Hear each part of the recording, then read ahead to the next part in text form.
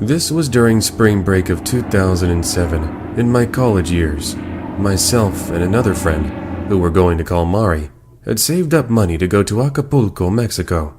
We stayed at this beautiful 5-star hotel right off the beach. We were amazed at the absolute beauty of the ocean, as well as the overall scenery. You'd wake up early in the morning to a beautiful sunrise, and then you'd be met with the ocean's breeze as it pressed against your cherry-colored cheeks. During the daytime, we would hang out at one of the big pools that featured one of those swimming pool bars, the ones that go around in a circle. If we weren't doing that, we would be at the spa. At night, we would attend the entertainment the resort offered. There were games, performances, and even small concerts. It was around the third day of our week-long visit that some resort guests we had made friends with mentioned this really awesome nightclub about a mile from the resort. We had read about it in the hotel's pamphlets, but didn't really consider going, since the hotel/resort had it all. That evening, we decided to get dressed, and we took a taxi service the hotel offered that dropped us off at said nightclub. There were many people who spoke English, so talking was fairly easy. Now, I could spend the next hour telling you all about the fun dancing and silly moments, but I think you're going to get bored.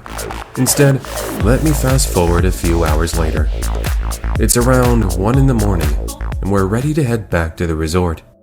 For whatever reason, we decided to use one of the taxis that was waiting around the club, instead of calling the taxi service the resort offered. Not that we were even thinking it was a big deal. After all, it would just be a quick drive back to the hotel, and that would be it. If only it were that simple. Our taxi driver was a bit out there. That's the nicest way for me to put it. I told him in my best Spanish we wanted to go back to our hotel, and he just nodded his head and replied in broken English saying it wasn't a problem. When we reached a streetlight he was supposed to have turned at, he instead continued to drive forward.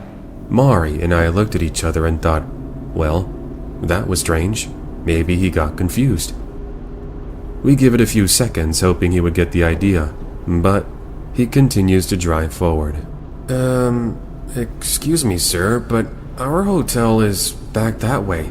You're supposed to have made a right turn at that traffic signal, weren't you? In his broken English, the man replies by saying, "Don't worry about it, it's okay. I know a shortcut. After all, I want to get you back to your hotel as quickly as possible."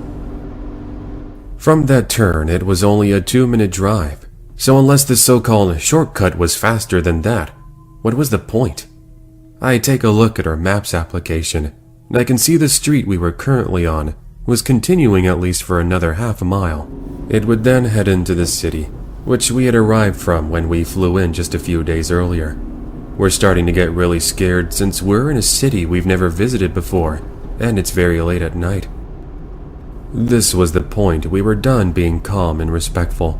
Mari uses her phone and dials Mexico's version of 911. All the while, I'm making it very clear to the driver that if he doesn't turn back or drop us off, he was going to be in a whole world of trouble. Sorry for being anticlimactic, but what happens next is the driver pulls over at the side of the road and just tells us to get out. Bear in mind, 2 or 3 minutes have already passed, which felt like a lifetime, and we were just entering the city.